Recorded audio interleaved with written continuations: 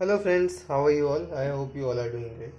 तो आज की इस वीडियो में करेंगे हम कंट्रोल ऑन प्राइस। दो दो प्रकार के कंट्रोल होते हैं, सरकार जो करती है वो होता है, एक होता है प्राइस सीलिंग और एक होता है प्राइस फ्लोरिंग। इसे लीगल मैक्सिमम भी कहा जाता है कि कितना मैक्सिमम, सीलिंग का मतलब क्या होता है, ऊपर तक कितना जा सकते हो मैक्सिमम। तो लीगल मैक्सिमम प्राइस और यहाँ पे लीगल मिनिमम प्राइस, इन दोनों के मोटिव अलग होते हैं और एग्जाम्पल लेके मैं इन्हें समझा देता हूँ। जैसा कि मैंने इसमें ग्राफ में बना रखा है, यहाँ पे जो कंज्यूमर सरप्लस होता है प्राइस सीलिंग के केस में वो ज़्यादा होता है प्रोड्यूसर सरप्लस से, और सेकंड वाले केस में कंज्यूमर सरप्लस कम होता है प्रोड्यूसर सरप्लस से। ठीक है, तो आइए हम स्टार्ट करेंगे प्राइस सीलिंग से आज की क्लास में।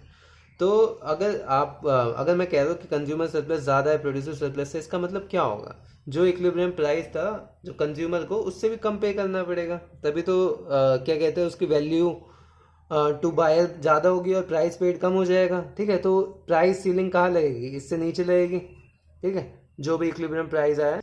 तो इसकी क्या डेफिनेशन होगी? It is a legal maximum on price at which good can be sold.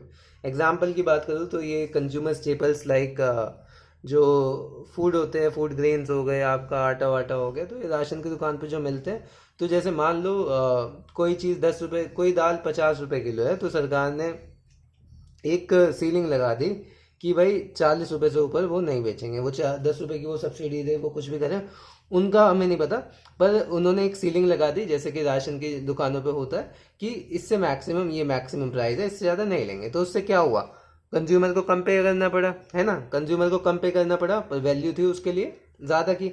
Value थी मतलब यहाँ पे अगर इक्विलिब्रियम प्राइस देखोगे तो वो 50 की वैल्यू थी, मतलब 50 का इक्विलिब्रियम प्राइस था, पर उसकी वैल्यू तब भी ज़्यादा थी, इसे उसमें देखोगे। तो इस प्रकार से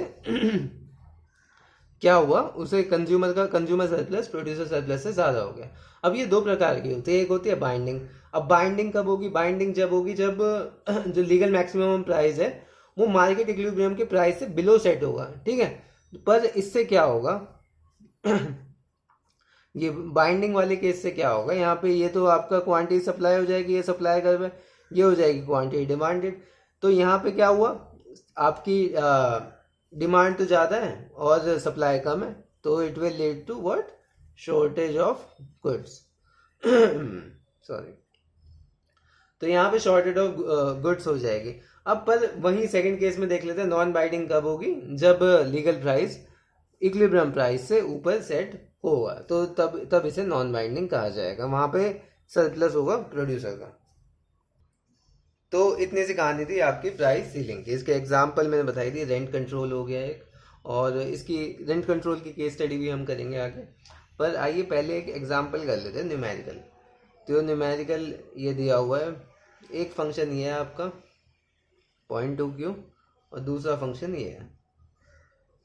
अब आप बोलोगे सर इसमें तो यही नहीं पता चल रहा है कि क्या कहते हैं, वो सप्लाई फंक्शन कौन है, डिमांड फंक्शन कौन है।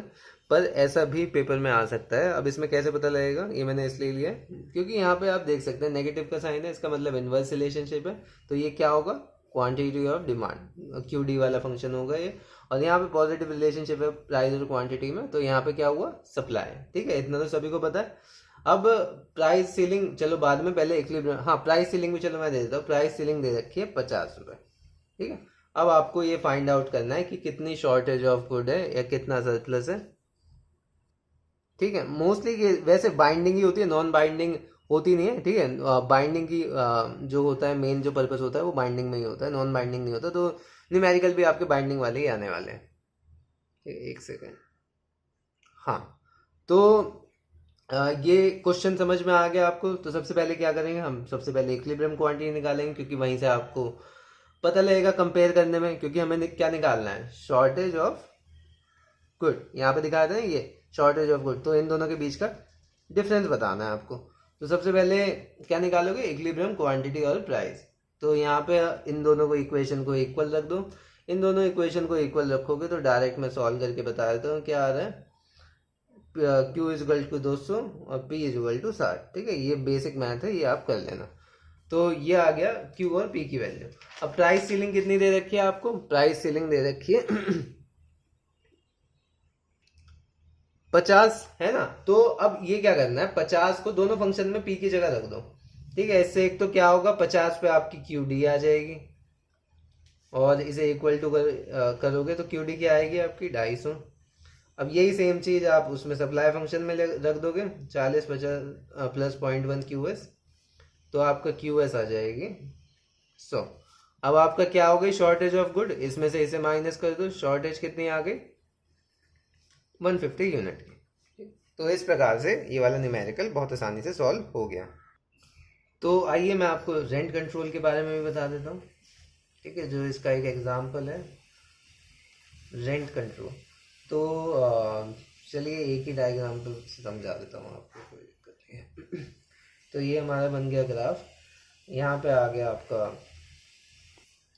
क्या आता है, प्राइस आता है, प्राइस की जगह रेंट लिख दिया, और यहाँ पे आ गया नंबर ऑफ हाउसेज, या चलो क्वांटिटी, ठीक है, नंबर ऑफ हाउसेज हो गए, ठीक है। तो ये हो गया। अब यहाँ पे मैं पहले बनाता हूँ, किसका पहले बनाऊंगा मैं, चलो दो ही से सिखा देता हूँ, कोई नहीं, शॉर्ट रन और लॉन्ग रन दोनों से सिखा देता हूँ। ये शॉर्ट रन का बना दिया मैंने, ये हो गया डिमांड का, मैं समझाऊंगा, एक सेकंड रुक जाओ बस। ये आपकी क्या आ गई, ये आ गया जो रेंट इक्विलिब्रियम से आया, मार्केट एफिशिएंसी से, और ये प्राइस, ये जो हमने अभी पढ़ा है, प्राइस सीलिंग लगा दी यहाँ पे आर बार, और ये यहाँ पे आ गया, ठीक है। तो ये वाली पहले क्या थी क्वांटिटी, इतनी थी क्यू ई, और अब कितनी हो गई, ये हो गई क्यू पी, ठीक है। तो ये हो गया आपका ग्राफ। शॉर्टेज इसमें कितनी हो गई, चलो शॉर्टेज भी लिख देते, शॉर्टेज ये वाली हो गई। अब इसमें क्या है, अगर जो तुम्हारा रेंट कंट्रोल है वो अगर बाइंडिंग है, बाइंडिंग का मतलब क्या होता है, जो इक्विलिब्रियम प्राइस है उससे नीचे सेट करना, तो अगर बाइंडिंग है तो शॉर्ट रन में क्या होगा, शॉर्ट रन में जो तुम्हारी शॉर्टेज होगी वो कम होगी। वो कम क्यों होगी, क्योंकि जो शॉर्ट रन है, शॉर्ट रन में एकदम से हाउसेज नहीं बना सकते, तो जो सप्लाई है वो बिल्कुल इनइलास्टिक होगी, ठीक है, क्योंकि फ्लैट्स वगैरह बनाने में लगता है टाइम, और इसलिए क्या कहते हैं सप्लाई इनइलास्टिक है, तो शॉर्टेज जो है as compared to long run कम होगी। और लॉन्ग रन में क्यों कम होगी, लॉन्ग रन का भी ग्राफ बना देते हैं।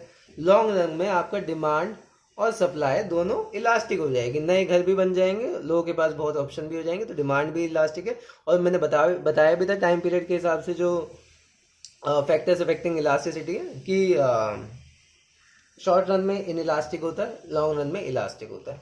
तो वहीं उस पे क्या हो जाएगा, यहाँ पे ये सप्लाई ऑफ हाउस, यहाँ पे डिमांड ऑफ हाउस, और अगर ये आपका आर आ रहा है और बाइंडिंग आपकी प्राइस सीलिंग है, तो यहाँ पे आर बार आ जाएगा आपका, और यहाँ पे अगर आप शॉर्टेज देखेंगे तो ये तो आपकी हो गई क्यू एस, ये हो गई क्यू डी, तो यहाँ पे देख सकते हैं शॉर्टेज बहुत है। तो रेंट कंट्रोल में इतना ही था, बस इसमें अब मैं ये बता रहा था कि शॉर्ट रन में रेंट कंट्रोल में शॉर्टेज कम होती है, लॉन्ग रन में ज़्यादा होती है। इसके पीछे रीज़न क्या था, रीज़न था इलास्टिसिटी।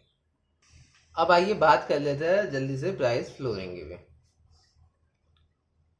तो प्राइस फ्लोर क्या हो गया, ये हो गया legal minimum on price at which good can be sold. तो फ्लोर का मतलब कि भाई इतना तो मिलना ही चाहिए, ठीक है, हिंदी में ये कहेंगे। और यहीं पे ग्राफ के थ्रू मैं अगर आपको बताऊं, ये हो गया डिमांड, ये हो गया सप्लाई, और यहाँ पे ये प्राइस ऑफ इक्विलिब्रियम है परफेक्ट कंपटीशन में, और ये हो गया आपका प्राइस फ्लोर, ये पी बार से कर देते हैं। तो यहाँ पे क्या हुआ, यहाँ पे हो गया आपका सरप्लस।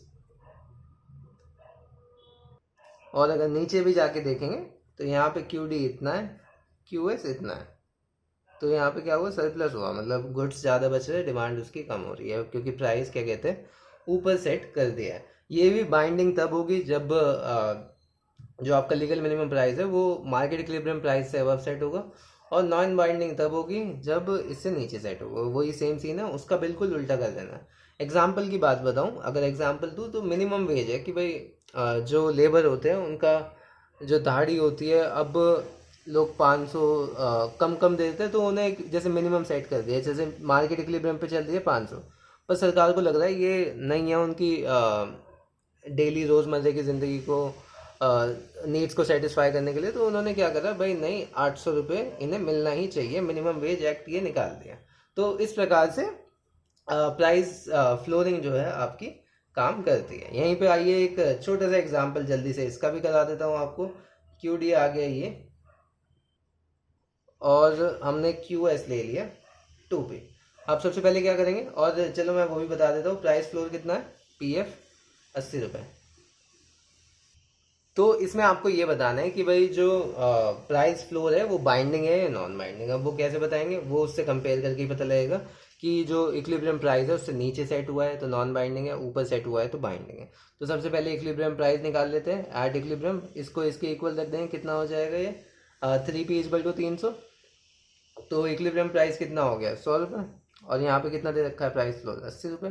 क्या है, जो प्राइस फ्लोर है उससे नीचे इक्विलिब्रियम प्राइस है, तो क्या हुआ ये नॉन बाइंडिंग हुआ। तो दैट मीन्स ना तो सरप्लस होगा यहाँ पे ना शॉर्टेज होगी। ठीक है, तो ये था हमारा प्राइस फ्लोर और आपका प्राइस सीलिंग का कॉन्सेप्ट। इसमें मैंने ढंग से बता दिया आपको, न्यूमेरिकल भी करा दिए साथ के साथ, ग्राफ से भी समझा दिया। तो आशा करता हूँ आपको ये समझ में आ गया होगा। और नेक्स्ट क्लास में करते हैं फिर यूनिट 3 शुरू, विच इज़ हाउस होल्ड। और अच्छे से पढ़ते रहना, सेमेस्टर 1 बहुत आराम से आप अच्छे मार्क्स के साथ निकाल दोगे इकॉनर्स का। ठीक है, कोई सा भी कॉलेज हो, DU का हो या कोई सी भी यूनिवर्सिटी हो, तो आपका अच्छे से निकल जाएगा। ठीक, सो thank you guys for watching this video. मिलता हूँ आपसे नेक्स्ट वीडियो में। अगर आपको अच्छी लग रही हो तो अपने फ्रेंड्स के साथ भी शेयर कीजिए। अब थोड़ा मेरा भी मनोबल बढ़ेगा वीडियो बनाने का, अगर जब व्यूज़ ज़्यादा आएंगे। So thank you guys, take care.